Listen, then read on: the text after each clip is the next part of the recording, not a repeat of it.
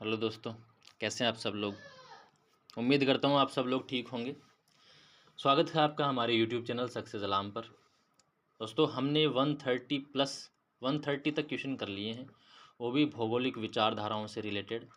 ठीक है, अब हम जो क्वेश्चन करने जा रहे हैं वो 131 से लेकर के जहाँ तक हो सकेंगे वहाँ तक होगा। ठीक है, चलिए शुरुआत करते हैं हमारे वीडियो की। आपने अभी तक हमारे चैनल को सब्सक्राइब नहीं किया है तो चैनल को सब्सक्राइब जरूर कर ले और बेल आइकन को प्रेस कर ले ताकि आगे आने वाले वीडियोस की नोटिफिकेशन आप लोगों को मिल सके। ध्यान रखिएगा, ये जो चैनल है वो ज्योग्राफी से रिलेटेड है, तो आप ज्योग्राफी से रिलेटेड कंटेंट किसी भी तरीके का पाने के लिए हमारे से जुड़ सकते हैं। ठीक है, चलिए बात करते हैं पहले नंबर के क्वेश्चन की। Question number 1। क्वेश्चन नंबर 1 है 131। निम्नलिखित कथनों पर विचार करते हुए नीचे दिए गए कूट से सही उत्तर आप लोगों को चुनना है।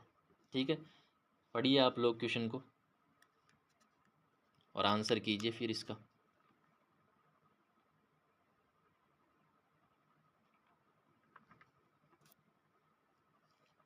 चलिए, यहाँ पर देखिए, विविधता में एकता यानी कि यूनिटी इन डाइवर्सिटी, किसकी बात हो रही है? यूनिटी इन डाइवर्सिटी का सिद्धांत रीटर महोदय ने प्रस्तुत किया था। सही बात है, रीटर महोदय ने कौन सा सिद्धांत प्रस्तुत किया था? यूनिटी इन डाइवर्सिटी सिद्धांत प्रस्तुत किया था। ठीक है, वहीं बात करते हैं, रीटर एक टेलियोलॉजिस्ट था। टेलियोलॉजिस्ट मतलब उद्देश्यवादी, क्या कह सकते हैं हम यहाँ पर? उद्देश्यवादी। तो हम सबको पता है कि रीटर उद्देश्यवादी थी। लेकिन यहाँ पर ये दोनों जो हैं, दोनों कथन जो दिए गए हैं यहाँ पर, ये दोनों स्टेटमेंट जो हैं वो अलग अलग हैं। ये विविधता में एकता सिद्धांत रीटर महोदय ने प्रस्तुत किया। क्यों प्रस्तुत किया, कारण क्या था? यहाँ पर कारण नहीं बताया गया है। ठीक है, तो हमारा जो राइट आंसर हो जाएगा वो ऑप्शन नंबर बी हो जाएगा कि दोनों ए तथा आर सही है किंतु आर ए की सही व्याख्या नहीं है। तो हमारा जो राइट आंसर हो जाएगा ऑप्शन नंबर बी हो जाएगा। ध्यान रखिएगा, रीटर ने दिया था यूनिटी इन डाइवर्सिटी। हमबोल्ट की अगर मैं बात करूं, हमबोल्ट ने यहाँ पर जो कॉन्सेप्ट दिया था वो दिया था unity in nature. Unity in nature. ठीक है, और वहीं अगर मैं बात करूं ब्लाश की, तो ब्लाश का जो कॉन्सेप्ट था वो था टेरेस्ट्रियल यूनिटी, या फिर मैं कहूं पार्थिव एकता। क्या कहा था? पार्थिव एकता। पार्थिव एकता, और ये प्रकृति की एकता। प्रकृति की एकता। ध्यान रखिएगा, हमबोल्ट ने बताया प्रकृति की एकता, ब्लास्ट ने बताया पार्थिव एकता, और रीटर ने बताया विविधता में एकता। चलिए बात करते हैं नेक्स्ट क्वेश्चन की। नेक्स्ट क्वेश्चन है हमारे पास 132 नंबर का। निम्न में से किस प्रतिपादक भूगोलवेता ने मानव भूगोल के सिद्धांत नामक पुस्तक लिखी है? मानव भूगोल के सिद्धांत, सबको पता है मानव भूगोल के सिद्धांत किसने लिखी है पुस्तक?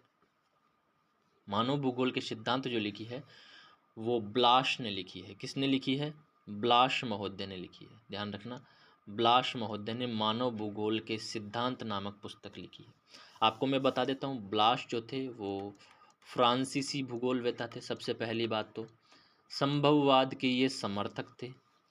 ठीक है, ब्लाश को अगर मैं कहूँ तो मानव भूगोल का जन्मदाता हम कह सकते हैं, और फ्रांस में भूगोल का पिता मैं यहाँ पर कह सकता हूँ। फ्रांस में भूगोल का पिता, भूगोल का पिता हम कह सकते हैं। फ्रांस में भूगोल का पिता हम कह सकते हैं। यहाँ पर ब्लाश की कुछ एक कृतियाँ हो सकती है, जैसे मानव भूगोल के सिद्धांत, एक तो एक ही हो गई। इसके अलावा फ्रांस के थे तो ऑब्वियस सी बात है इन्होंने क्या लिखा है? फ्रांस का भूगोल भी इन्होंने लिखा है। तो ध्यान रखिएगा, हमारा जो राइट आंसर होगा ऑप्शन नंबर बी हो जाएगा। चलिए बात करते हैं नेक्स्ट क्वेश्चन की। Question number 133। निम्न में से कौन सा एक ब्रिटिश भूगोलवेता नहीं है? यहाँ पर ध्यान रखना, नहीं है मतलब आपके सामने 3 जो नाम दिए गए हैं वो ब्रिटिश भूगोलवेताओं के हैं, और एक जो नाम है वो अलग दिया हुआ है, तो आपको एक नाम आइडेंटिफाई करना है। चलिए बताइए कौन सा वो नाम है जो ब्रिटिश नहीं है। यहाँ पर आपको एक नाम दिख रहा होगा, ऑप्शन नंबर बी, ईसा बोमेन। ध्यान रखिएगा, ईसा बोमेन जो है वो ब्रिटिश नहीं, कौन है? अमेरिकन भूगोलवेता है। कौन है? अमेरिकन भूगोलवेता। ध्यान रखिएगा, अमेरिकन भूगोलवेत्ता हैं। इनकी बहुत सारी कृतियां हैं, बहुत सारी पुस्तक हैं, जैसे forest physiography of the United states, यहाँ पर मैं लिख देता हूँ, forest physiography of the United states, इनकी ये बुक थी। ये आई थी 1911 में, जब सैम्पल की एक बुक आई थी, सैम्पल की एक बुक आई थी 1911 में, उसका नाम आप लोग कमेंट करके मुझे ज़रूर बताइएगा। इसके अलावा दूसरी अगर मैं इनकी पुस्तक की बात करूँ तो the geography of Andes, the geography of Andes, ठीक है। इसके अलावा अगर मैं बात करूं, ये बुक आपको बार बार रिपीट होंगी तो आपको याद हो जाएंगी, ध्यान रखना। इसके अलावा है the new world, the new world, the new world problems in political geography, problems in political geography, political geography. इसके अलावा अगर मैं बात करूं तो इनकी पुस्तक है desert trails of Atacama, desert trails of Atacama. और इसके अलावा है the pioneer fringe, most important पुस्तक आप लोगों के सामने है, पायोनियर फ्रिंज, ये मोस्ट इम्पॉर्टेंट बुक है, ये तो आप लोगों को ध्यान रखना ही रखना है। बाकी ये तीन भी आप लोगों को ध्यान रखनी है। तो हमारा जो राइट आंसर हो जाएगा वो ऑप्शन नंबर बी हो जाएगा। ईसा बोमेन एक अमेरिकन भूगोलवेत्ता है और आप लोगों को पूछा गया था ब्रिटिश भूगोलवेत्ता नहीं है। मतलब ये तीनों हार्टशॉन, मैकिंडर, रॉबर्ट बी, यहाँ पर ये हार्टशॉन नहीं है, ध्यान रखना। आप लोग मुझे कमेंट करके बताइए हार्टशॉन कहाँ के भूगोलवेत्ता थे। यहाँ पर आपको ऑप्शन लिखना है हर्बर्टसन, और क्या लिखोगे, हर्बर्टसन, ठीक है। यहाँ ये कट कर देना, ध्यान रखना। हार्टशॉन कौन सी स्कूल से संबंध रखते थे आप लोग कमेंट करके मुझे ज़रूर बताइएगा, ठीक है।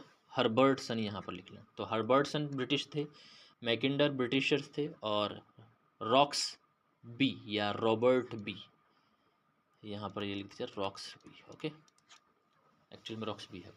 चलिए बात करते हैं नेक्स्ट क्वेश्चन की। 134, निम्न यूनानी विद्वान का विचार था कि सारे, मतलब यहाँ पर आप लोगों को यूनानी विद्वान दिए गए हैं, और इन यूनानी विद्वानों में किसका विचार था कि सारे इतिहास को भौगोलिक परिप्रेक्ष्य में तथा सारे भूगोल को ऐतिहासिक परिप्रेक्ष्य में हमें परखना चाहिए।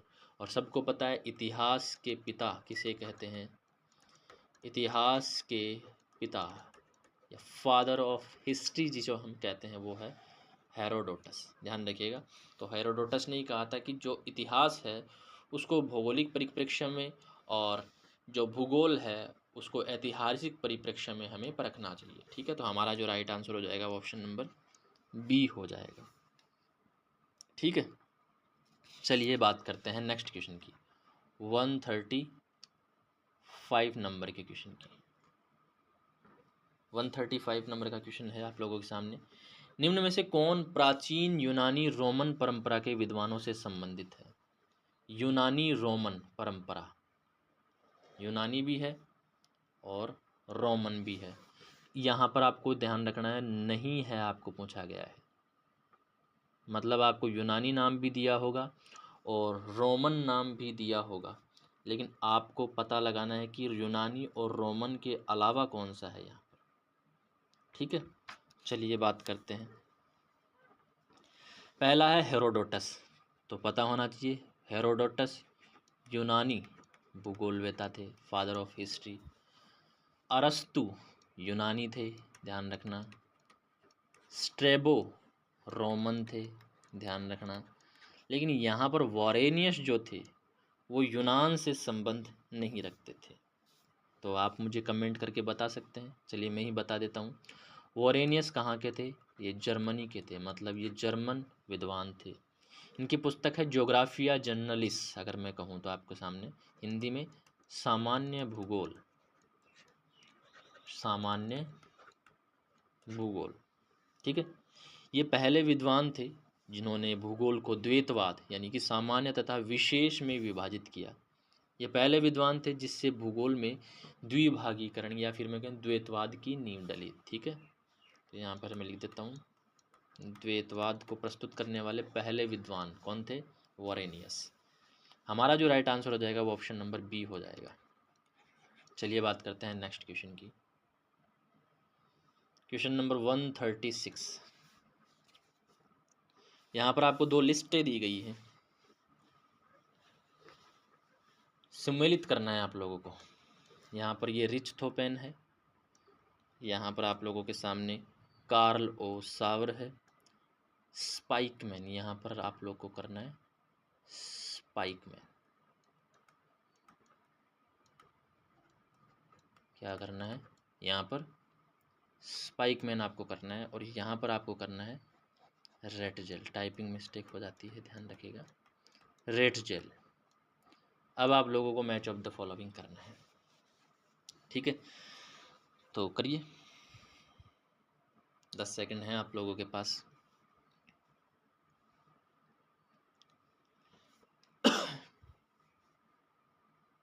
चलिए बात करते हैं, यहाँ पर बात करते हैं क्षेत्र वर्णन की, विवेचन की संरचना। क्षेत्र वर्णन या विवेचन की संरचना, तो ये बात की थी रिचथोपेन ने।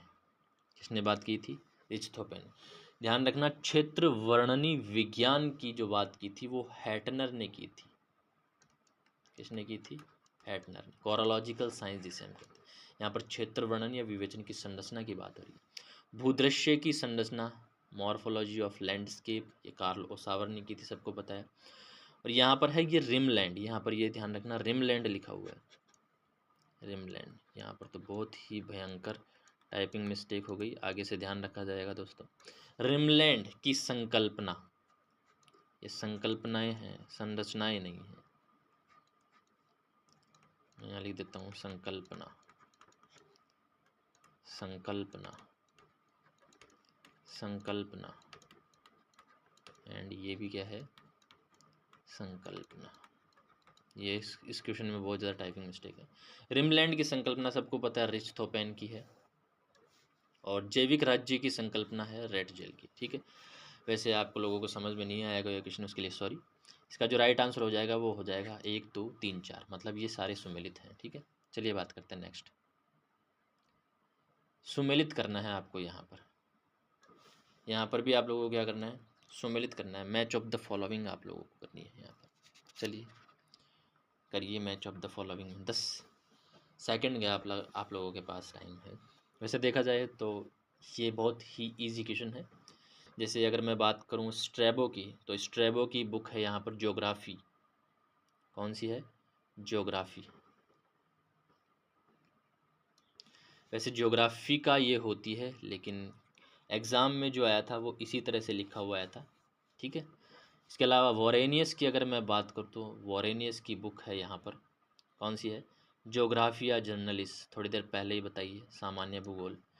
टॉलमी की जो पुस्तक है आप लोगों के सामने वो है ज्योग्राफिया। इसी तरह से क्वेश्चन आया था, ध्यान रखना। और रेटजेल की जो पुस्तक है सबको पता है, एंथ्रोपो जियोग्राफी, ये पुस्तक है, ठीक है? चलिए बात करते हैं नेक्स्ट क्वेश्चन की। सुमेलित हो चुका है, बात करते हैं नेक्स्ट क्वेश्चन की। चलिए बात करते हैं नेक्स्ट क्वेश्चन की। 138 नंबर का क्वेश्चन है आप लोगों के सामने। 138 नंबर का क्वेश्चन है आप लोगों के सामने। इसका आंसर करना है आप लोगों को। यहाँ पर देखिए, सबसे पहले यहाँ पर आप लोगों को करना है सुमेलित। Match of the following type question है, ठीक है? यहाँ पर आप लोगों को सुमेलित करना है, और इस सुमेलन में आप लोगों को दिए गए हैं कुछ कॉन्सेप्ट्स के नाम, जिनको आप लोगों को सुमेलित करना है, उनके प्रोपाउंडर्स के नाम किया गया, ठीक है? चलिए सबसे पहले हम बात करते हैं चिंतन फलक, या फिर मैं कहूँ पैराडाइम। पैराडाइम की अगर मैं बात करूँ तो चिंतन फलक जो संबंधित थे चिंतन फलक से, वो हम सबको पता है कौन थे? कुहन जो थे वो चिंतन फलक से संबंधित थे। कौन थे? कुहन, TS कुहन, यहाँ पर मैं लिख देता हूँ, ठीक है? इसके अलावा संभववाद की अगर मैं बात करूँ तो संभववाद से जो संबंधित थे वो Paul Vidal de la Blache, हम सबको पता है। अमलैंड जैसे जो संबंधित थे वो हम सबको पता है कौन थे, Andre Alex. And megalopolis 1959, gene Gottmann. तो हमारा जो राइट आंसर होगा यहाँ से ये DM स्मिथ हटा देना, ठीक है, टाइपिंग मिस्टेक हो गई है यहाँ पर, ठीक है। तो DM स्मिथ हटा करके क्या करेंगे, TS कोहन, मतलब 1 2 3 4, मतलब जो मैच हैं वो 1 2 3 4 ही मैच। तो हमारा जो राइट आंसर हो जाएगा वो क्या हो जाएगा, ऑप्शन नंबर A हो जाएगा। चलिए बात करते हैं नेक्स्ट क्वेश्चन की। क्वेश्चन नंबर 139, 139 नंबर का क्वेश्चन है आप लोगों के सामने। यहाँ पर एक जर्मन शब्द है लैंडशाफ्ट। कौन सा शब्द है, लैंडशाफ्ट। लैंडशाफ्ट की अंग्रेजी भाषा में विस्तृत व्याख्या किसने प्रस्तुत की है, यह आप लोगों को बताना है। लैंडशाफ्ट की अंग्रेजी भाषा में विस्तृत व्याख्या किसने की है। तो सबसे पहले मैं आपको बता देता हूँ, लैंडशाफ्ट या फिर मैं कहूँ तो एक तरह से लैंडस्केप हो गया। कार्ल ओसावर जो थे उन्होंने लैंडशाफ्ट को लैंडस्केप में बदल दिया। मतलब लैंडस्केप कैसा शब्द है, अंग्रेजी भाषा का शब्द है, ठीक है। चलिए तो हमारा जो राइट आंसर हो जाएगा वो हो जाएगा ऑप्शन नंबर C, हमारा राइट आंसर हो जाएगा। जर्मन शब्द है लैंडशाफ्ट, हम सबको पता है। अंग्रेजी भाषा में इसकी जो विस्तार किया है वो किसने किया है, कार्ल ओसावर ने किया है। कार्ल ओसावर की एक पुस्तक आई थी 1925 में। इससे पहले भी हमने पढ़ा है इस पुस्तक के बारे में। उस पुस्तक का नाम है the morphology of landscape, the morphology of landscape. उस बुक का नाम क्या है, द मॉर्फोलॉजी ऑफ लैंडस्केप। इसमें उन्होंने लैंडस्केप की विस्तृत व्याख्या की है, उनकी संकल्पना, लैंडस्केप का जो कॉन्सेप्ट है वो प्रोपाउंड किया है। इसके अलावा लैंडशाफ्ट की जगह उन्होंने लैंडस्केप शब्द भी इसी बुक में प्रयोग किया है। इसके अलावा और भी अन्य पुस्तकें हैं कार्ल ओसावर की, जिसके नाम मैं आप लोगों के सामने यहाँ पर लिख देता हूँ। कल्चरल ज्योग्राफी या फिर मैं कहूँ सांस्कृतिक भूगोल, सांस्कृतिक भूगोल, ओके। सेकंड नंबर जो है वो है स्थल एवं जीवन, स्थल एवं जीवन। और तीसरे नंबर की जो बुक है वो है दृश्य भूमि की आकृति विज्ञान, दृश्य भूमि की आकृति विज्ञान, या फिर मैं कहूँ ये मॉर्फोलॉजी ऑफ लैंडस्केप हम कह सकते हैं, ठीक है। चलिए नेक्स्ट क्वेश्चन की बात करते हैं। हमारा 139 नंबर के क्वेश्चन का आंसर C हो जाएगा। बात करते हैं नेक्स्ट 140 नंबर के क्वेश्चन की। 140 नंबर का जो क्वेश्चन है यहाँ पर आप लोगों के सामने मैं ऑप्शन नंबर D लिख देता हूँ, यहाँ पर नहीं लिखा हुआ है। R.M. मिन्सुल, R.M. मिन्सुल। और इनकी जो पुस्तक थी उसका मैं नाम लिख देता हूँ, इसके सामने जो लिखा हुआ था क्वेश्चन में वो लिख देता हूँ, regional geography theory and practice, theory and practice, okay. चलिए आपको करना है सुमेलित। इसमें दिया हुआ है कि आपको सुमेलित नहीं है, मतलब ये 4 ऑप्शन जो आपके सामने हैं उनमें से एक ऑप्शन ऐसा है जो मैच नहीं है, बाकी के मैच हैं। तो देखते हैं कौन कौन से मैच हैं, ठीक है। तो यहाँ पर देखिए पहला है R.J. Johnston, methods and perspectives in geography. ये है, ये जो है ये मैच नहीं है, ध्यान रखना। पहला ही ऑप्शन आप लोगों का आंसर हो गया। इसका मैं बता देता हूँ, इसके जो राइटर हैं वो है गार्निक। कौन है, गार्निक, ध्यान रखिएगा। तो पहला ही हमारा राइट आंसर हो जाएगा, ऑप्शन नंबर A हमारा राइट आंसर हो जाएगा। इसके अलावा अगर हम बात करें on possible words, P.E. James की बहुत प्रसिद्ध पुस्तक है। इंट्रोड्यूसिंग कल्चरल ज्योग्राफी, ये स्पेंसर एंड थॉमस की बुक है। इसके अलावा R.M. मिंशुल की जो बुक है वो regional geography theory and practice है।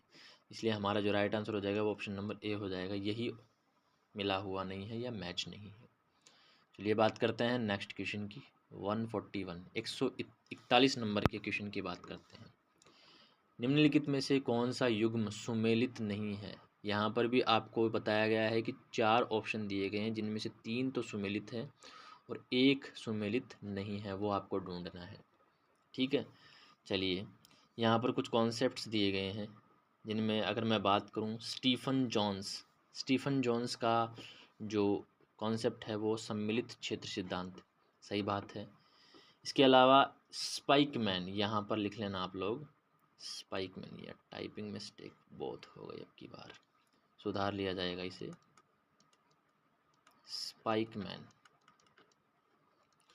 स्पाइकमैन का है रिमलैंड सिद्धांत, रिमलैंड जिसे उपांत क्षेत्र का सिद्धांत कहा जाता है। मैकिंडर ने मिडलैंड बेसिन दिया था 1943 में, आप लोगों को याद हो तो एक बुक आई थी, उस बुक का नाम आप लोग कमेंट में ज़रूर बताइएगा। ठीक है, इसके अलावा रेटजेल ने हृदय स्थल सिद्धांत नहीं दिया था, तो हमारा जो राइट आंसर हो जाएगा वो यही हो जाएगा, option number D. Option number D ही मिला हुआ नहीं है। हम सबको पता है हृदय स्थल सिद्धांत किसने दिया था, मैकिंडर ने दिया था।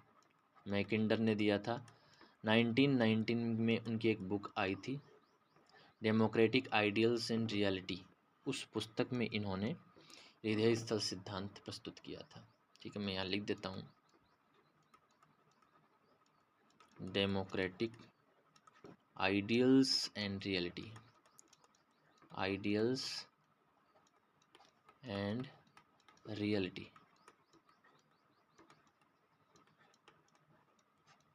चलिए बात करते हैं नेक्स्ट क्वेश्चन की। हमारा इसका आंसर हो जाएगा ऑप्शन नंबर डी। 142 नंबर के क्वेश्चन की बात करते हैं। सीमाओं का आनुवांशिक वर्गीकरण, सीमाओं के आनुवांशिक वर्गीकरण की बात की जा रही है। पॉलिटिकल ज्योग्राफी से रिलेटेड क्वेश्चन है, जिसमें सीमाओं का आनुवांशिक वर्गीकरण प्रस्तुत किया था। सबसे पहले प्रस्तुत जो किया था वो किया था हार्टशॉन ने 1936 में, सीमाओं का आनुवांशिक प्रस्तुत किया था इन्होंने। इनकी बुक है, 2 बुक हैं, आप लोगों को याद हो तो पहले भी बताई थी, एक तो 1939 में आई थी और एक 1959 में आई थी। 1939 में जो बुक आई थी उसका नाम है द नेचर ऑफ जियोग्राफी। कौन सी है, द नेचर ऑफ जियोग्राफी। और 1959 में जो बुक आई थी इनकी, उसका नाम है उनके उसका जो नाम है वो है पर्सपेक्टिव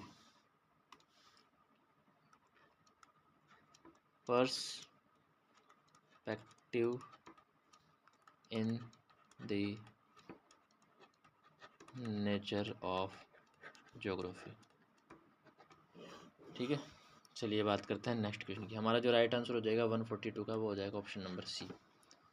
बात करते हैं नेक्स्ट क्वेश्चन की। 143 नंबर का क्वेश्चन है। यहाँ पर बात दे रखी है महासागर शक्ति पर आधारित भू राजनीतिक संकल्पना, जियो स्ट्रैटेजिक कॉन्सेप्ट बताना है, और वो भी महासागरीय शक्ति पर या जलीय शक्ति पर आधारित। तो हम सबको पता है एटी महान जो थे वो महासागरीय शक्ति को सर्वोपरि मानते थे। ठीक है, और मैकिंडर की अगर मैं बात करूँ तो मैकिंडर ने हृदय स्थल संकल्पना प्रतिपादित की थी। ठीक है, चलिए बात करते हैं नेक्स्ट क्वेश्चन की। तो ध्यान रखिएगा, इसका जो राइट आंसर हो जाएगा, मैं इसको इरेज कर देता हूँ, इसका जो राइट आंसर हो जाएगा वो ऑप्शन नंबर बी हो जाएगा। चलिए बात करते हैं नेक्स्ट क्वेश्चन की। 144 द गाइड टू ज्योग्राफी, ये फेमस पुस्तक है, किसके द्वारा लिखी गई थी। द गाइड टू ज्योग्राफी किसके द्वारा लिखी गई थी, आप लोगों को बताना है। यहाँ पर ये ऑप्शंस, एक मिनट, ऑप्शंस देखिएगा, हम्बोल्ट है, टॉलमी है, हेरोडोटस है एंड रिटर है। ये जो 4 ऑप्शन है नीचे वाले, ये आप भूल जाना एक बार के लिए। ये 4 ऑप्शन है आप लोगों के सामने। द गाइड टू ज्योग्राफी, ये बुक किस की है, ये बुक है टॉलमी की। आंसर क्या होगा आप लोगों का? टॉलमी। इसके अलावा उनकी और बुक्स हैं जैसे ज्योग्राफिक सिंटैक्सिस, ज्योग्राफिक सिंटैक्सिस,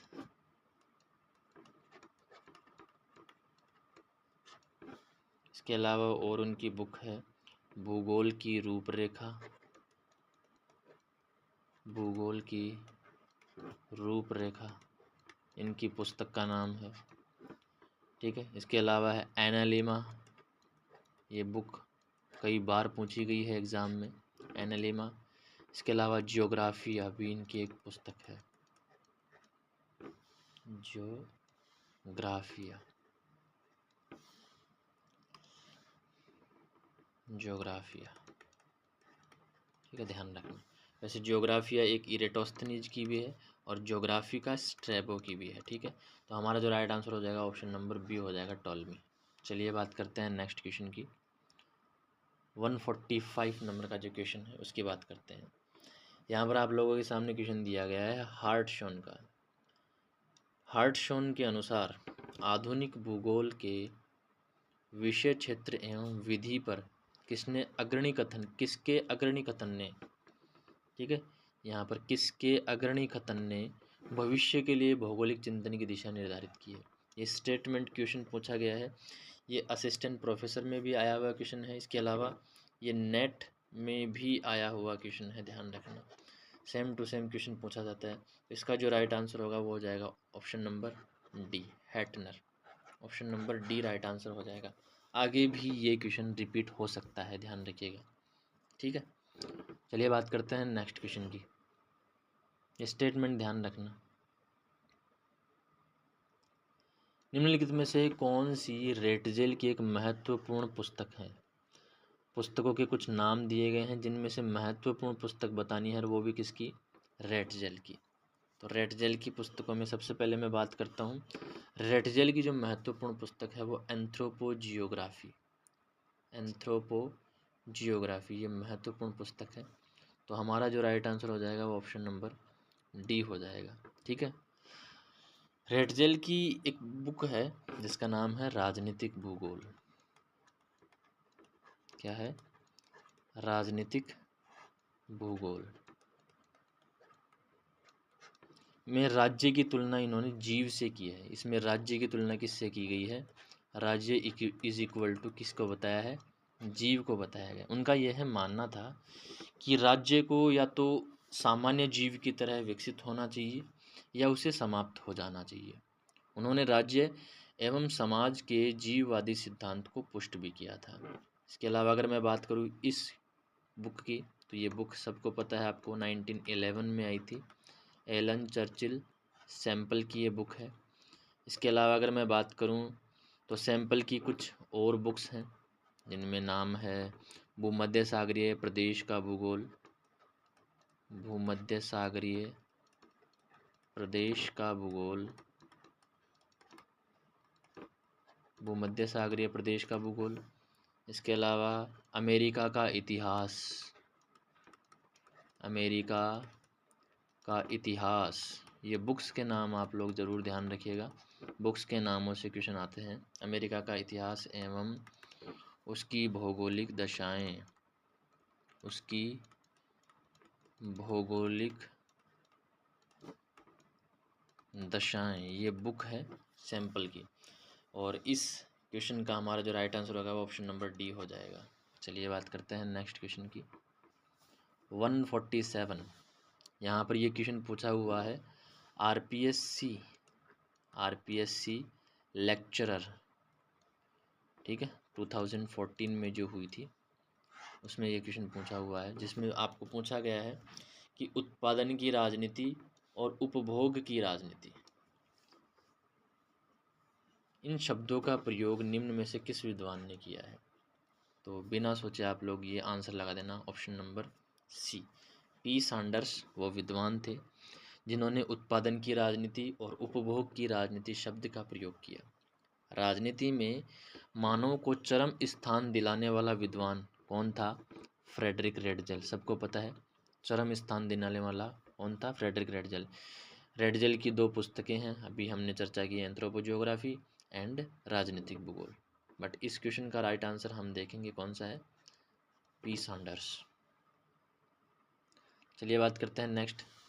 यहाँ पर क्वेश्चन दिया हुआ है सामाजिक क्षेत्र विश्लेषण, सामाजिक क्षेत्र विश्लेषण प्रविधि निम्न में से किसने विकसित की थी। तो यहाँ पर राइट आंसर होगा आप लोगों का ई शेवकी। ई शेवकी ने सामाजिक क्षेत्र विश्लेषण की प्रविधि विकसित की थी। सामाजिक समूहों की अगर बात करूँ तो इनकी संख्या इतनी अधिक है कि यहाँ पर सभी का उल्लेख करना बहुत ज़्यादा कठिन हो जाता है। केवल एक ही आधार पर समूहों की संख्या सैकड़ों हो सकती है। इस संबंध में सामाजिक क्षेत्र विश्लेषण प्रविधि को किसने विकसित किया था, ई शेवकी ने विकसित किया था। चलिए बात करते हैं नेक्स्ट क्वेश्चन की। क्वेश्चन नंबर 149 नंबर का क्वेश्चन है आप लोगों के सामने। किसने परिभाषित किया, यहाँ पर परिभाषा दी हुई है, राजनीतिक भूगोल राजनीतिक दृष्टि से संबंधित क्षेत्रों, राजनीतिक दृष्टि से संबंधित जो भी क्षेत्र हैं उन क्षेत्रों के संसाधनों, उन क्षेत्रों के विस्तार एवं उन विस्तार के कारणों से संबंधित है। राजनीतिक भूगोल क्या है, राजनीतिक दृष्टि से संबंधित जो क्षेत्र हैं उनके संसाधनों, विस्तार एवं उन कारणों से संबंधित है जिसके कारण एक विशिष्ट भौगोलिक स्वरूप का विकास होता है। और ये परिभाषा किसने दी थी, परिभाषाएं आप लोगों को पूछी जाती है तो ध्यान रखिएगा, पाउंड्स जो थे उन्होंने ये परिभाषा दी है। ठीक है, चलिए बात करते हैं नेक्स्ट क्वेश्चन की। 150 नंबर का क्वेश्चन है, रिमलैंड सिद्धांत। सबको पता है रिमलैंड सिद्धांत किसने दिया था, 1944। ये क्वेश्चन पूछा हुआ है 1944। कुछ लोगों ने 1942 किया था वहाँ पर आंसर, जो कि गलत हो चुका था, नेट में आया हुआ क्वेश्चन है। रिमलैंड सिद्धांत सबको पता है एक जियो स्ट्रैटेजिक मॉडल है और स्पाइकमैन ने ये प्रस्तुत किया है। किसने प्रस्तुत किया है, स्पाइकमैन ने ये प्रस्तुत किया है। तो हमारा जो राइट आंसर हो जाएगा वो ऑप्शन नंबर ए हो जाएगा। मैकेंडर की अगर मैं बात करूं तो इन्होंने बात की थी एक तो धुरी क्षेत्र की, धुरी क्षेत्र की बात की थी, ठीक है, 1904 में। इसके अलावा मैकेंडर ने बात की थी हृदय स्थल सिद्धांत की, हृदय स्थल की इन्होंने बात की थी 1919।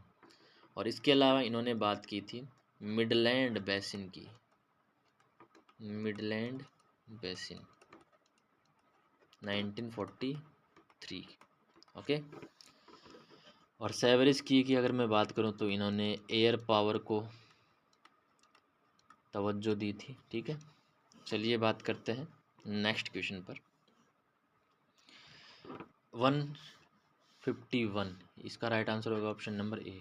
151 नंबर का क्वेश्चन देखते हैं, निम्नलिखित में से कौन से एक दी जियोग्राफी ऑफ द पीस के लेखक है, दी जियोग्राफी ऑफ द पीस के लेखक है। आपको याद हो तो थोड़ी देर पहले मैंने आप लोगों को कुछ क्वेश्चन पूछा था, इसका जो राइट आंसर होगा वो ऑप्शन नंबर बी होगा, N J Spykman, the geography of the peace. और पीस के नाम से ही एक मैकेंडर की पुस्तक आई थी 1943 में, उसमें भी पीस वर्ड यूज़ किया गया था। आप लोग मुझे कमेंट करके बताइए उसका नाम क्या था। पिछली क्लासों में हमने हालांकि देखा था उस बुक के बारे में। तो हमारा जो राइट आंसर होगा, फैक्चुअल क्वेश्चन है, एन जे स्पाइकमैन इसका राइट आंसर हो जाएगा। बात करते हैं नेक्स्ट क्वेश्चन की। A Geography of Social Well-being in the United States of America, ये ग्रंथ का नाम है A Geography of Social Well-being in the United States of America। ये बुक जो है वो किसने लिखी थी, बुक आपको बतानी है कि ये बुक किसने लिखी थी। आपको याद हो तो थोड़े दिन पहले हम लोगों ने एक नाम पढ़ा था सोशल वेलबींग, वेलफेयर ज्योग्राफी के अंदर, उसका नाम आप लोग मुझे कमेंट करके बता सकते हैं कि कौन सा नाम हम लोगों ने पढ़ा था। राइट आंसर होगा आप लोगों का option number D, D.M. Smith. इनकी ये बुक है, 1961 में इनकी ये बुक आई थी। ठीक है, 1961 में इन्होंने क्या किया था जो यूएसए था उसकी भूमि को क्षमता के आधार पर इन्होंने 8 श्रेणियों में विभाजित किया था। उन्होंने geography of social wellbeing in the United states of America इस पुस्तक की रचना भी की। ठीक है, चलिए बात करते हैं नेक्स्ट क्वेश्चन की। नेक्स्ट क्वेश्चन है हमारा 153 नंबर का क्वेश्चन।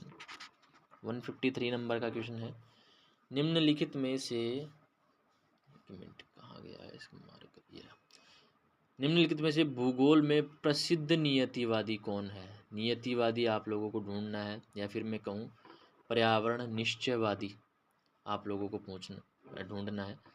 तो सबसे प्रसिद्ध जो नियतिवादी भूगोलवेता है वो एलन चर्चिल सैम्पल है, रेड जेल की शिष्या, कट्टर जिसे हम कह सकते हैं, कट्टर नियतिवादी। ठीक है, चलिए बात करते हैं नेक्स्ट क्वेश्चन की। Question number 154। 154 नंबर का क्वेश्चन है आप लोगों के सामने। क्वेश्चन करिए, कल्याणकारी भूगोल की मूल अवधारणाएं निम्नलिखित में से किस एक के विश्लेषण पर बल देती है। यहाँ पर बात की जा रही है वेलफेयर ज्योग्राफी की। किसकी बात की जा रही है? वेलफेयर ज्योग्राफी की बात की जा रही है कि वेलफेयर ज्योग्राफी की जो मूल अवधारणाएं हैं वो किस एक के विश्लेषण पर बल देती है। तो ध्यान रखिएगा, वेलफेयर ज्योग्राफी जीवन की गुणवत्ता के पहलू पर जोर देती है। तो हमारा जो राइट आंसर हो जाएगा ऑप्शन नंबर डी हो जाएगा। अगर हम कल्याणपरक इस उपागम की बात करें तो मूलतः सब जन सुखाय सब जन सुखाय और सब जन हिताय इस अवधारणा पर आधारित है कल्याणकारी भूगोल। 1970s की ये बात है, 1970 के दशक की बात है। अमेरिकन भूगोलवेता थे कौन? अभी हमने पढ़ा था DM स्मिथ। 1970s की बात है, DM स्मिथ जो थे, इन्होंने कल्याणपरक उपागम के प्रयोग तथा इसके महत्व की विस्तृत व्याख्या की थी, जिसका परिवर्ती भौगोलिक अध्ययन विद्या पर भी प्रभाव पड़ा था। उस टाइम पर इसका ज्योग्राफी पर प्रभाव बहुत ज़्यादा पड़ा था। ठीक है, तो हमारा जो राइट आंसर हो जाएगा ऑप्शन नंबर डी हो जाएगा। चलिए बात करते हैं next question 155। Match of the following, सुमेलित करना है आप लोगों को। ठीक है, मैच ऑफ द फॉलोइंग, एक मिनट, हाँ ये सही है। चलिए यहाँ पर आप लोगों को साइंटिस्ट लोगों के नाम दिए, जियोलॉजिस्ट या जियोग्राफर लोगों के नाम दिए गए हैं, और यहाँ पर कुछ बुक्स हैं, कॉन्सेप्ट्स हैं, उनके आप लोगों को नाम दिए गए हैं। ठीक है, तो वास स्थान या फिर मैं कहूँ इसे लेबेंजरम,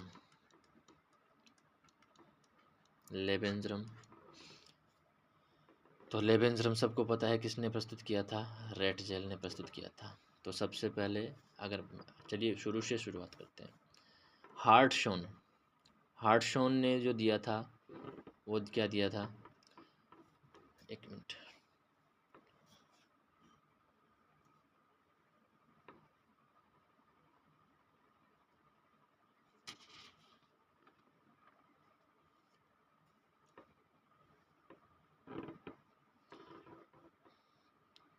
मैकिंडर की बात करते हैं यहाँ पर सबसे पहले। ये हार्टशॉन नहीं होगा शायद यहाँ पर, क्योंकि हार्टशॉन से रिलेटेड तो कुछ है ही नहीं इसमें। मैकिंडर की बात करते हैं। मैकिंडर ने प्रस्तुत किया था हृदय स्थल सिद्धांत। रेटजेल ने वास स्थान या लेबेंजरम। इसके अलावा जो बॉमेन है, इनकी एक बुक है, ये रही इनकी book, the new world problems in political geography. और वहीं बचा हुआ कौन है? भू राजनीति। तो ये हार्टशॉन की जगह यहाँ पर क्या आएगा? हाउसहोफर आएगा। तो इसको हटा देना यहाँ से, हाउसहोफर। तो हमारा पहले का जो राइट आंसर होगा वो 4 हो गया, बी का हो गया 3, और सी का हो गया 1, और डी का हो गया 2। तो 4 3 1 2, 4 3 1 2, पहला ही ऑप्शन हमारा राइट आंसर हो जाएगा। ऑप्शन नंबर ए हमारा राइट आंसर हो जाएगा। चलिए बात करते हैं नेक्स्ट क्वेश्चन की। निम्न में से कौन सा कथन राजनीतिक भूगोल की पारिभाषिक संकल्पना के बारे में सही है? ये बहुत ही फेमस क्वेश्चन है, ध्यान रखिएगा आप लोग। लेक्चरर 2014 में ये क्वेश्चन पूछा गया था राजनीतिक भूगोल के बारे में, ठीक है। तो ध्यान रखिएगा, राजनीतिक भूगोल के बारे में ये संबंधित नहीं है, यहाँ नहीं है लिखना, सही है नहीं है। अगर हम सही की भी बात करते तो यहाँ पर दो अलग चीज़ें हो जाती। एक मिनट, ये नहीं सही ही है, ये सही ही है, ध्यान रखना। सही आपको बताना है राजनीतिक भूगोल की पारिभाषिक संकल्पना के बारे में। तो एक चीज़ ध्यान रखना, क्षेत्र व क्षेत्रीयता अविभाज्य रूप से अंतर संबंधित होते हैं राजनीतिक भूगोल में। ये मोस्ट इम्पॉर्टेंट कॉन्सेप्ट है। क्षेत्र और क्षेत्रीयता यहाँ पर अविभाजित रूप से अंतर संबंधित होती है, इनको कभी विभाजित नहीं किया जाता। किसी क्षेत्र में ही क्षेत्रीयता विकसित होती है, ये ध्यान रखना। और ये एक दूसरे से क्या होती है, इंटर रिलेटेड होती है, अंतर संबंधित होती है। तो हमारा जो राइट आंसर हो गया ऑप्शन नंबर डी हो गया। चलिए बात करते हैं नेक्स्ट क्वेश्चन के बारे में। 157, निम्न में से कौन सी विशेषता राष्ट्र राज्य से संबंधित नहीं है? यहाँ पर आपको पूछा गया है राष्ट्र राज्य से संबंधित कौन सी विशेषता नहीं है। तो सबसे पहले हम बात करते हैं कि राष्ट्र राज्य से संबंधित क्या है। राष्ट्र राज्य क्या होता है? ये एक स्वतंत्र राज्य होता है, सही बात है। निवासी राष्ट्रीय साहचर्य की भांति रहते हैं, प्रेम भाव से रहते हैं, साहचर्य का भाव रहता है।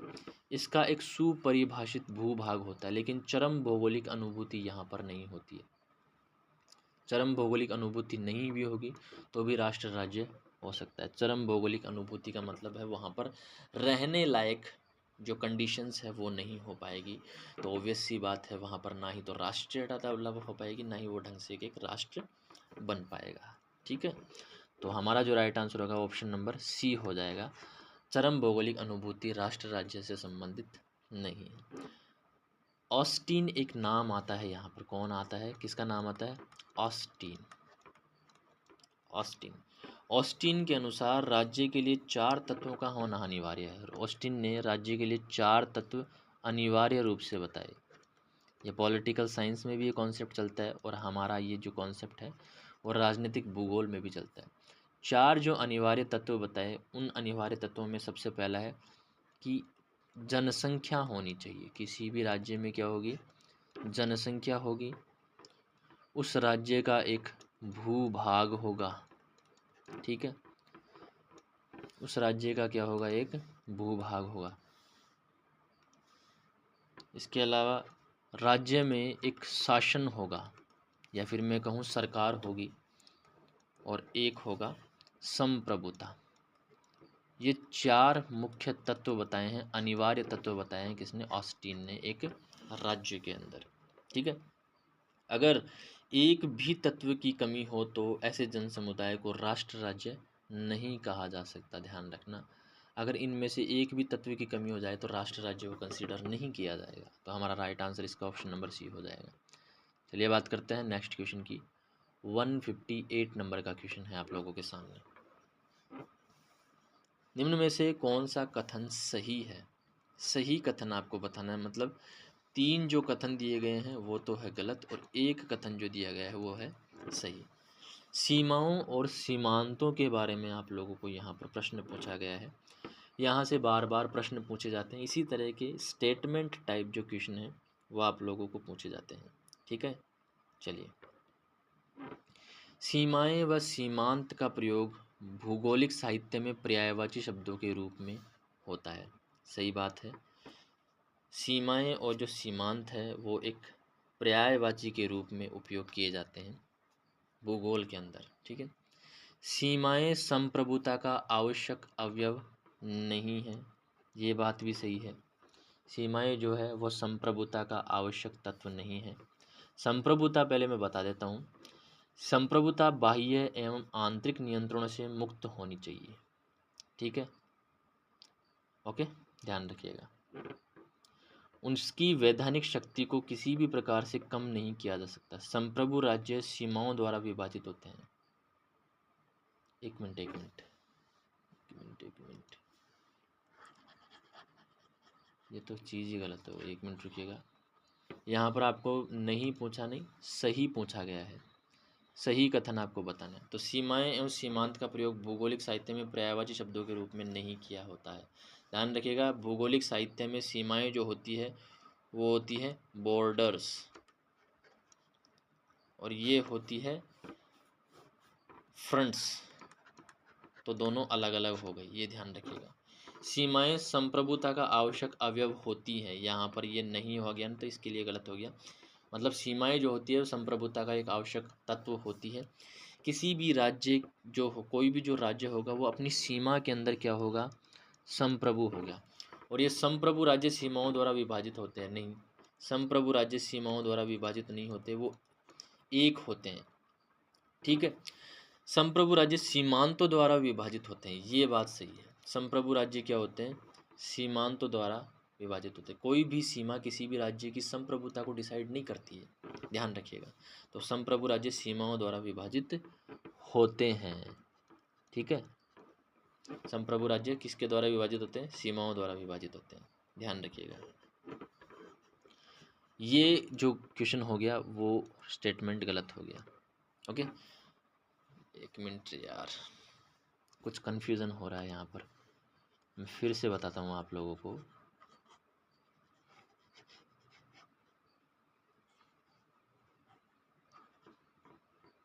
ढंग से देखिए, कॉन्सेप्ट पढ़ेंगे इसका। यहाँ पर आपको बताना है सही, सही कथन बताना है आप लोगों को, मतलब जो स्टेटमेंट राइट है। सीमाएं एवं सीमांत का प्रयोग भौगोलिक साहित्य में पर्यायवाची के रूप में नहीं किया जाता है। सीमाएं जो होती हैं वो बॉर्डर होती हैं, एक लिमिट होती है किसी भी स्टेट की, और सीमांत जो होते हैं वो फ्रंट्स होते हैं, वाताग्रीय क्षेत्र जिसे हम कहते हैं हिंदी में, और राजनीतिक भूगोल के संबंध में इसे सीमांत कहा जाता है, नो मैन लैंड जिसे हम कहते हैं। यहाँ पर है सीमाएं संप्रभुता का आवश्यक अवयव नहीं है, लेकिन ध्यान रखना होगा सीमाएं जो होती है वो संप्रभुता का एक आवश्यक अवयव होती है।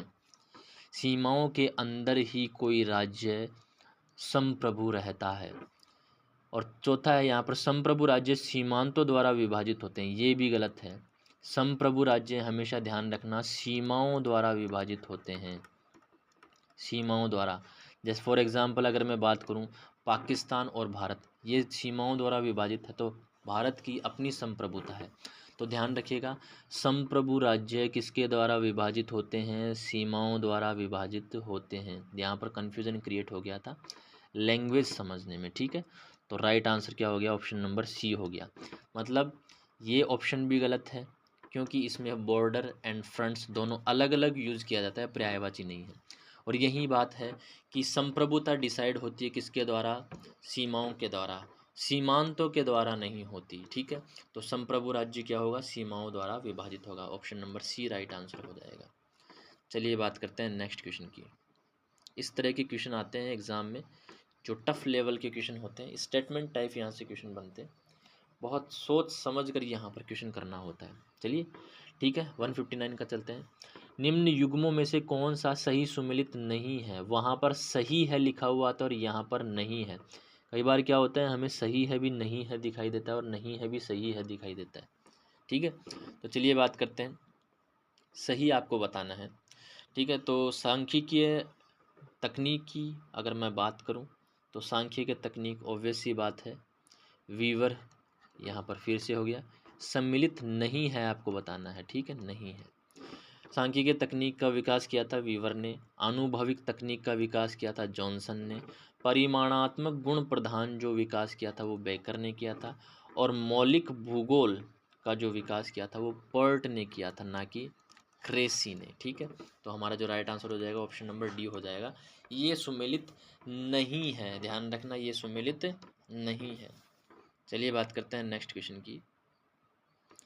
प्रादेशिक नियोजन की अवधारणा के संस्थापक निम्न में से कौन थे। यहाँ पर बात हो रही है रीजनल प्लानिंग की। तो रीजनल प्लानिंग की जो अवधारणा थी, इस अवधारणा के संस्थापक आप लोगों को पूछा गया है यहाँ पर, ठीक है। तो ध्यान रखिएगा, बेंटन मैकॉय जो थे वो प्रादेशिक नियोजन की अवधारणा के संस्थापक माने जाते हैं। कौन, बेंटन मैकॉय। ठीक है। नियोजन किसी क्षेत्र या देश के संसाधनों के इष्टतम उपयोग द्वारा आर्थिक समृद्धि प्राप्त करने की प्रणाली होती है। मैं यहाँ पर डेफिनेशन लिख देता हूँ, डेफिनेशन पूछी जाती है। ठीक है। नियोजन क्या होता है? किसी क्षेत्र या देश के संसाधनों के इष्टतम मतलब तरीके से इष्टतम उपयोग द्वारा आर्थिक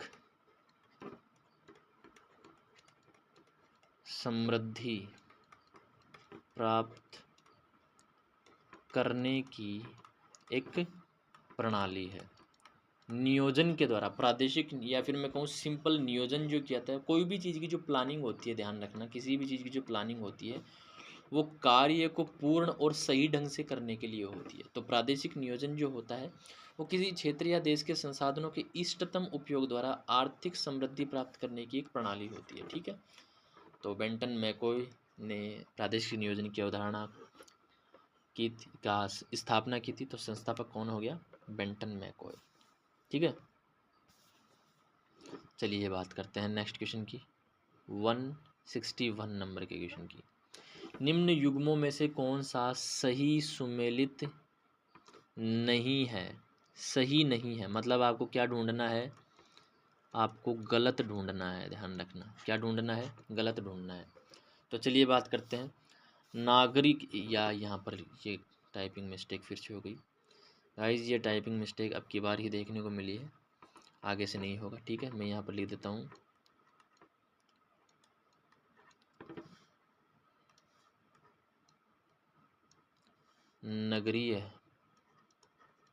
नगरीय भूदृश्य।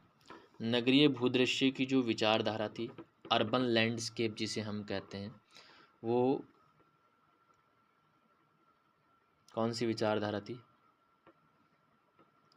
बर्कले विचारधारा। नगरीय भूदृश्य की विचारधारा बर्कले विचारधारा थी। अर्बन लैंडस्केप, ध्यान रखिएगा, अर्बन लैंडस्केप। क्षेत्रीय विज्ञान, ये एक ब्रिटिश विचारधारा थी, ध्यान रखिएगा। लैंडशाफ्ट हमने पढ़ा था थोड़ी देर पहले ही। लैंडशाफ्ट एक जर्मन विचारधारा है। कौन सी विचारधारा है? जर्मन विचारधारा है। वास स्थान तो लेबेंसरम था। ठीक है। तो लैंडशाफ्ट कौन सी विचारधारा है? जर्मन विचारधारा है। तो इसीलिए हमारा जो राइट आंसर हो जाएगा, क्या हो जाएगा? ऑप्शन नंबर सी हो जाएगा, यही सुमेलित नहीं है। इसके अलावा नगरीय पारिस्थितिकी, अर्बन इकोलॉजी की अगर मैं बात करूं तो ये शिकागो विचारधारा, यह सिंपली यहाँ पर लिखा हुआ आ सकता है अमेरिकन विचारधारा। कौन सी विचारधारा? अमेरिकन विचारधारा। ठीक है। तो हमारा जो राइट आंसर हो जाएगा ऑप्शन नंबर सी हो जाएगा। लैंडशाफ्ट की जो विचारधारा है वो जर्मन विचारधारा है। लैंडशाफ्ट को 1925 में कार्ल ओ सावर ने लैंडस्केप बताया था। ठीक है। चलिए बात करते हैं 162 नंबर का क्वेश्चन। यहाँ पर आपको मैच करना है। ठीक है। कुछ बुक्स के नाम यहाँ पर दिए हुए हैं, वो आप लोगों को मैच करना है। तो बात करते हैं, पॉपुलेशन ज्योग्राफी जो बुक है वो A.J. क्लार्क की बुक है। पॉपुलेशन ज्योग्राफी किसकी बुक है? A.J. क्लार्क। ठीक है। ज्योग्राफी ऑफ पॉपुलेशन जो बुक है वो G.T. त्रिवार्था की बुक है, ये ध्यान रखिएगा। The geography of life and death, ये बुक है L.D. स्टाम्प की, ये इम्पोर्टेंट है, ध्यान रखिएगा। इसके अलावा अ प्रोलोग टू पॉपुलेशन ज्योग्राफी बचा कौन है? W. जेलेंस्की। कौन बचा है? W. जेलेंस्की। इसका मतलब A में जो आएगा वो आएगा 3, B में जो आएगा वो आएगा 4, C में जो आएगा वो आएगा A1 और D में जो आएगा वो आएगा 2। 3, 4, 1, 2 हमारा ये राइट आंसर होगा। 3, 4, 1, 2 ऑप्शन नंबर A ही हमारा राइट आंसर हो जाएगा। चलिए बात करते हैं नेक्स्ट क्वेश्चन की। पॉपुलेशन ज्योग्राफी की उन बुक्स का नाम आप लोगों को पता होना चाहिए। यहाँ पर बात की जा रही है प्रादेशिक नियोजन में मैट्रिक्स यूज़ किया जाता है, ध्येय प्राप्ति मैट्रिक्स। किस में यूज़ किया जाता है, ध्यान रखना, प्रादेशिक नियोजन में यूज़ किया जाता है ध्येय प्राप्ति मैट्रिक्स। तो इस ध्येय प्राप्ति मैट्रिक्स तकनीक को किसने प्रतिपादित किया था, ये आप लोगों को क्वेश्चन पूछा गया है, तो ध्यान रखना। मॉरिस हिल जो थे, इसने प्रादेशिक नियोजन में ध्येय प्राप्ति मैट्रिक्स तकनीक को प्रतिपादित किया था। ठीक है, नियोजन की परिभाषा हमने थोड़ी देर पहले देखी है। चलिए बात करते हैं नेक्स्ट क्वेश्चन की। सत्ता यहाँ पर दिया गया है आप लोगों के सामने। नेक्स्ट क्वेश्चन, सत्ता संरचना, पर्यावरण और आर्थिक असमानताओं के मध्य संबंध क्या कहलाता है। एक तो आ गई आप लोगों के सामने सत्ता संरचना आ गई है, और पर्यावरण आ गया वहाँ का, और आर्थिक असमानताएं आ गई। इन तीनों के मध्य संबंध क्या कहलाता है, वो आप लोगों को बताना है। तो ध्यान रखना, सत्ता संरचना, पर्यावरण, आर्थिक असमानता। तो ऑब्वियस सी बात है, पर्यावरण जहाँ पर इंक्लूड हो गया वो पारिस्थितिकी से रिलेटेड हो जाता है, और सत्ता मतलब यहाँ पर बात हो रही है किसकी, राजनीति की बात हो रही है, और जहाँ पर राजनीति होगी पर्यावरण को साथ लेकर के, वहाँ पर आर्थिक असमानताएं भी होंगी। ठीक है, तो इसका जो राइट आंसर हो जाएगा वो क्या जाएगा, ऑप्शन नंबर सी इसका राइट आंसर हो जाएगा। ठीक है, तो ये एक स्टेटमेंट है, ध्यान रखना, सत्ता संरचना, पर्यावरण और आर्थिक असमानताएं, असमानताओं के मध्य को क्या कहा जाता है, राजनीतिक पारिस्थितिकी कहा जाता है। चलिए बात करते हैं नेक्स्ट क्वेश्चन की। इसका right answer option number C हो जाएगा। नेक्स्ट क्वेश्चन है आप लोगों के सामने 165, विकास ध्रुव सिद्धांत, ग्रोथ पोल मॉडल। कौन सा मॉडल, ग्रोथ पोल कॉन्सेप्ट। यहाँ पर मैं लिख देता हूँ, ग्रोथ पोल कॉन्सेप्ट। ध्यान रखना, पैरोक्स इससे संबंधित है। ठीक है, ठीक है। और इसके अलावा अगर मैं बात करूं अपवादवाद की, शेफर, केवल आप लोग ये ध्यान रखिएगा, विकास ध्रुव सिद्धांत किसने दिया, फ्रांसिस पैरोक्स ने दिया था। ठीक है, हमारा जो राइट आंसर हो जाएगा ऑप्शन नंबर बी हो जाएगा। चलिए बात करते हैं नेक्स्ट क्वेश्चन की। यहाँ पर आप लोगों को दिया हुआ है रिमलैंड सिद्धांत के बारे में। ठीक है, रिमलैंड सिद्धांत के बारे में, ये ऑप्शंस आप लोग हटा देना यहाँ से, एक मिनट, ये ऑप्शंस आप लोग यहाँ से हटा देना।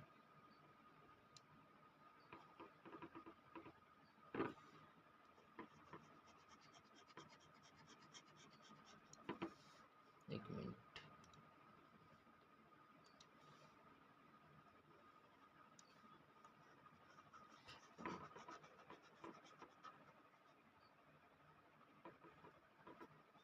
ये ऑप्शंस मैं हटा देता हूँ यहाँ से। ठीक है, और ये ऑप्शंस आप लोगों को देखने हैं, ये जो लिखे हुए ऑप्शंस हैं ये आप लोगों को देखने हैं। चलिए, स्पाइकमैन का जो रिमलैंड सिद्धांत है 1944 में आया था। ठीक है, इनकी मृत्यु के पश्चात ये पब्लिश हुआ था। तो उसका नाम है the geography of the peace. थोड़ी देर पहले ही हमने ये बुक देखी है, the geography of the peace, ये स्पाइकमैन की पुस्तक है। तो हमारा जो राइट आंसर हो जाएगा ऑप्शन नंबर डी हो जाएगा। ठीक है, कौन सा हो जाएगा, ऑप्शन नंबर डी हमारा राइट आंसर हो जाएगा। वहीं पर अगर मैं बात करूं, डेमोक्रेटिक आइडियल्स एंड रियलिटी 1919 में आई थी, मैकिंडर की ये बुक है। इसके अलावा ज्योग्राफिकल पाइवट ऑफ हिस्ट्री ये 1904 में आई थी, ये भी मैकिंडर की बुक है। ठीक है, इसके अलावा अगर मैं बात करूं, और भी बहुत सारे ग्रंथ है। ठीक है, जैसे मैकिंडर ने लिखा था Britain and the British seas, ये बुक पूछी गई है, मैं लिख देता हूँ, Britain and the British seas, ये क्वेश्चन पूछा गया है पहले भी। ठीक है, हर्बर्टसन, स्पाइकमैन। चलिए बात करते हैं नेक्स्ट क्वेश्चन की। तो इसका जो राइट आंसर हो जाएगा हमारा ऑप्शन नंबर डी हो जाएगा, रिमलैंड सिद्धांत, the geography of the peace में आया था। नेक्स्ट है 167 नंबर का क्वेश्चन है आप लोगों के सामने। मैकिंडर के अतिरिक्त यानी कि मैकिंडर के अलावा हृदय क्षेत्र संकल्पना से कौन कौन जुड़ा हुआ है?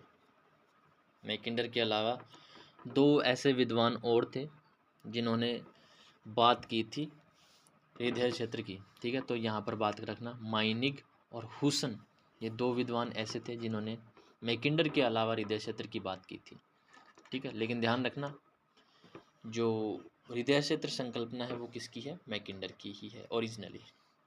चलिए बात करते हैं नेक्स्ट 168 नंबर का क्वेश्चन है। निम्नलिखित युग्म में कौन सुमेलित नहीं है?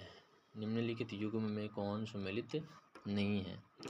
ज्योग्राफिया जर्नलिस, हमको पता है ये किसकी बुक है? वॉरेनियस। किसकी बुक है? वॉरेनियस की है। तो हमारा पहला ही आंसर गलत हो गया, ठीक है। तो हमारा राइट आंसर क्या होगा? ऑप्शन नंबर ए हो गया। कॉस्मोस लिखी है अम्बोल्ट ने, अर्डकुंडे है रिटर की, और एंथ्रोपोजियोग्राफी थोड़ी देर पहले हमने देखी थी रेटजेल की। चलिए बात करते हैं नेक्स्ट क्वेश्चन की 169। निम्नलिखित में से किसने छायापुंज संसाधन की संकल्पना का सूत्रपात किया है? कौन सी संकल्पना है? छायापुंज संसाधन की संकल्पना है यहाँ पर आप लोगों के सामने। तो संसाधन भूगोलवेता आप लोगों के सामने कौन है? ये जिम्मरमैन संसाधन भूगोलवेता है, जिन्होंने कहा था कि संसाधन होते नहीं बनाए जाते हैं, ठीक है। इन्होंने ही छायापुंज संसाधन की संकल्पना प्रस्तुत की थी। चलिए बात करते हैं नेक्स्ट क्वेश्चन की। नेक्स्ट और इस क्लास का लास्ट क्वेश्चन आप लोगों के सामने आ गया है। ध्यान रखिएगा दोस्तों, इन क्लासेस की जो पीडीएफ्स हैं मैं आप लोगों को टेलीग्राम चैनल पे प्रोवाइड करवा दूंगा।